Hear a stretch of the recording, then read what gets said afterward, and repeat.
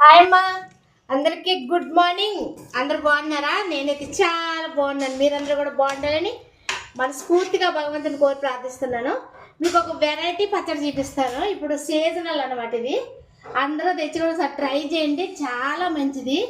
నేనైతే దీనికోసం చాలా ప్రయత్నించి చాలా ట్రై చేశాను అనమాట. ఇదిగో నేను ఏం చేశానంటే, ఇప్పుడు వచ్చేది ఏంటంటే సీజనల్ ఫ్రూట్ ఏంటి, ఉసిరికాయ.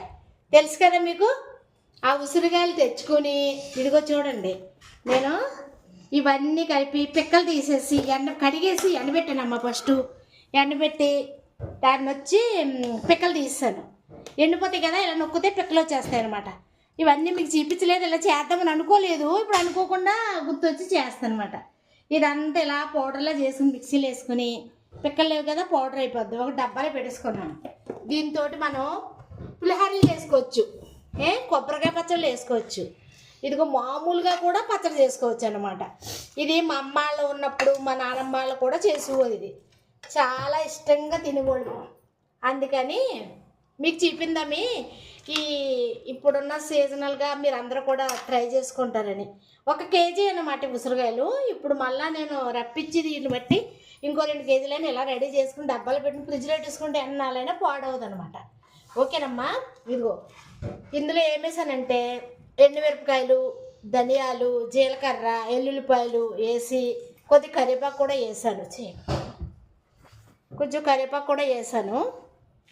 బాగా వేగాక ఒక 3 చెంచాలు ఇదేంటది ఉసిరికాయ పొడి వేసాను అన్నమాట. పౌడర్ వేస్తే చక్కగా కొబ్బరి పూలాగా ఉంది. ఇది ఇలాగా వేపేసి చేశాను అనమాట. ఇది ఇలా కొంచెం చల్లారాక మిక్సీ చేసి అంత చిన్న పోపు పెట్టుకున్నామంటే అసలు మనం తినే ఆవకాయ, మాగాయ, చింతకాయ, నిమ్మకాయ వీటిలో వెరైటీ వేరు. అవి ఎప్పుడు దొరుకుతూ ఉంటాయి. ఇవి ఒక ఆలోచనతో, ఒక ఇంట్రెస్ట్ ఉండి చేసుకునే పని అనమాట ఇది. అలాగే నేను చేశాను, చాలా బాగుంది. వీలైతే మీరు కూడా ట్రై చేయండి.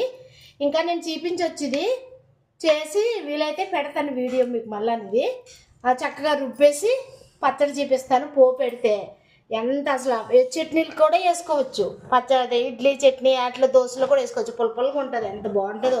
ఇంకా అంతకుమించి ఏమి వేయక్కర్లేదు. ఎండుమిరపకాయ, జీలకర్ర, ధనియాలు, ఎల్లుల్లిపాయ, చిన్న కరివేపాకు వేపేసి వేగుతున్నది దోరగా అన్నప్పుడు కొంచెం ఈ ఉసిరికాయ వేస్తే అది తడి పోతుంది అనమాట.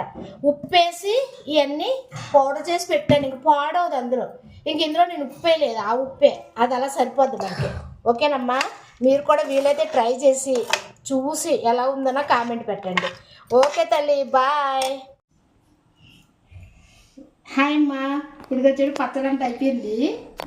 నేను కొంచెం ఆయిల్ వేసి పోపు పెడతాను అనమాట. పెడతాను. ఇదిగో పచ్చడి అంతా అయిపోయింది. ఎలా ఉందంటే కొబ్బరికాయ పచ్చడిలా ఉంది, కొబ్బరికాయ చట్నీలా ఉంది చూడండి. ఇప్పుడు ఇందులో నేను కొద్దిగా పోపు వేస్తున్నాను. ఇదే మినపప్పు, శనగపప్పు, జీలకర్ర, ఆవాలు, చిన్న 2 మెంతి గింజలు. ఓకేనా. ఎంత బాగుంటుందో ఈ పచ్చడి. మీరు ట్రై చేసి చూడండి. మీరు వీలైతే ఎంత ఇష్టంగా తింటారో. తినాలి కూడా ఇది, ఎందుకంటే ఇది ఉసిరికాయ కదా, అన్ని విషయాల్లోనూ మంచిదే. ఇది కొంచెం కరివేపాకును తినాలి కూడా. మీరు అందరూ తింటే చాలా మంచిది. ఇది అస్తమానం దొరికేది కాదు కాబట్టి చక్కగా తిని హ్యాపీగా నా పేరు తలుచుకుని నాకు ఒక లైక్, కొత్త వాళ్ళు అయితే సబ్స్క్రైబర్స్, మీకు తెలిసిన వాళ్ళందరూ చేసుకోమని మీ సలహా చెప్పాలని అనుకుంటే ఒక షేర్. ఓకేనమ్మా. తప్పకుండా షేర్ చేసి సబ్స్క్రైబ్ చేసి ప్రతి ఒక్కరికి పంపించండి. అందరూ చేసుకు తింటే మంచిది. పచ్చడి ఇందులో వేసేస్తున్నాను.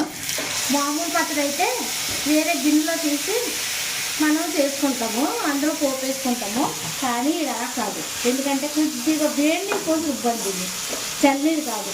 ఆ వేడి నీళ్ళు కూడా ఇముకుపోతే మనకు ఒక 2 రోజులు నిల్వ ఉండాలన్నా పచ్చడి ఉంటుంది అన్నమాట.